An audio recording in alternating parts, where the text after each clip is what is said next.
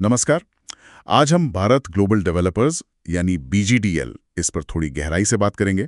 अभी इसके Q4 नतीजे आए हैं और उसको लेकर ना बाजार में काफ़ी कन्फ्यूजन है। तो हमारे पास जो भी जानकारी है, जैसे कंपनी के फाइनेंशियल्स, सेबी की तरफ से जो हुआ, शेयर प्राइस का गिरना, इन सबको जोड़कर समझने की कोशिश करते हैं कि भाई आखिर चल क्या रहा है बीजीडीएल में। हमारा मकसद यही है कि इसके फाइनेंस, जो रेगुलेटरी इश्यूज हैं, शेयर का इतना गिरना और निवेशकों के लिए आप क्या मायने हैं इसके, इन सब पर बात करें। तो चलिए शुरू करते हैं। अच्छा, सबसे पहले ये जो नतीजे आए हैं इन पर ही बात करते हैं। रेवेन्यू में तो जबरदस्त उछाल दिख रहा है। पिछले साल था करीब 24.71 करोड़ और इस साल 122.16 करोड़, मतलब लगभग 394% की ग्रोथ। ये तो बहुत ही शानदार लगता है ना? रेवेन्यू का आंकड़ा तो देखिए पहली नजर में बहुत इम्प्रेसिव है, लेकिन यहीं पर कहानी में एक, आप कह सकती हैं, ट्विस्ट है। जब हम प्रॉफिट देखते हैं, मतलब मुनाफा, तो तस्वीर एकदम बदल जाती है। जो नेट प्रॉफिट है कंपनी का, वो गिरा है 2.69 करोड़ से कम होकर अब 1.99 करोड़ रह गया है। ये तकरीबन 26% की गिरावट है। अरे, मतलब बिक्री तो बहुत हुई लेकिन पैसा कम बना, ये कैसे हुआ? बिल्कुल यही पॉइंट है। और सिर्फ नेट प्रॉफिट ही नहीं, आप ईबीडीटा देखें, मतलब इंटरेस्ट, टैक्स, डेप्रिसिएशन से पहले की कमाई, वो भी गिरा है। करीब 32% कम होकर 2.73 करोड़ पर आ गया है। और ईपीएस, मतलब हर शेयर पर कमाई, वो तो कहाँ 10.71 था और कहाँ अब सिर्फ 0.20। तो ऐसा कई बार होता है कि सेल्स पुश करने के चक्कर में कॉस्ट बढ़ जाती है। हो सकता है भारी डिस्काउंट दिए हो या एक्सपेंशन कॉस्ट ज्यादा आई हो।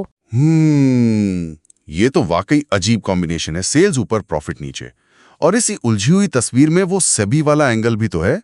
दिसंबर 2024 में ट्रेडिंग रोक दी थी ना इसकी। मुझे याद है शेयर तब 16 रुपए से बढ़ते बढ़ते 1700 रुपए पार कर गया था। वो तो मतलब यकीन ही नहीं हो रहा था। सही कहा आपने, वो बिल्कुल अविश्वसनीय उछाल था। और सेबी की जांच में फिर यही बात सामने आई कि इस उछाल के पीछे कंपनी के कुछ झूठे दावे थे।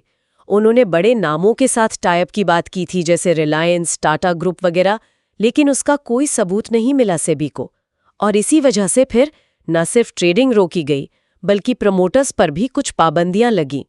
अच्छा, लेकिन फिर मार्च 2025 में सैट, मतलब सिक्योरिटीज अपीलेट ट्रिब्यूनल, उसने दखल दिया था। सैट ने शायद कहा था कि अगर कंपनी अपनी फाइनेंशियल जानकारी पब्लिक करती है तो ट्रेडिंग दोबारा शुरू हो सकती है। जी हाँ, सैट के कहने पर ट्रेडिंग फिर से शुरू तो हुई, पर वो निवेशकों के लिए कोई बहुत बड़ी राहत लेकर नहीं आई, ऐसा लगता है। और अब जो हालिया स्थिति है पिछले कुछ हफ्तों की, वो तो सबसे ज्यादा चिंताजनक है।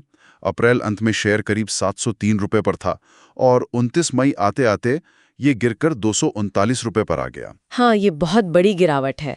मतलब सिर्फ 2 महीने के अंदर करीब 66% नीचे। और सबसे बड़ी दिक्कत ये है कि शेयर लगातार लोअर सर्किट मार रहा है, 5% का। इसका सीधा मतलब है कि बाजार में खरीदार हैं ही नहीं। लिक्विडिटी एकदम गायब है। अगर किसी को बेचना भी हो अपना शेयर, तो वो बेच ही नहीं पा रहा। और अगर पिछले 6 महीने का पूरा नुकसान देखें, तो वो तो 84% से भी ज्यादा है। तो जिन्होंने भी ऊंचे लेवल पर इसमें निवेश किया था, उनके लिए तो ये वाकई एक बुरा सपना बन गया है। बिल्कुल, ऐसी सिचुएशन में तो कोई भी निवेशक घबरा जाएगा।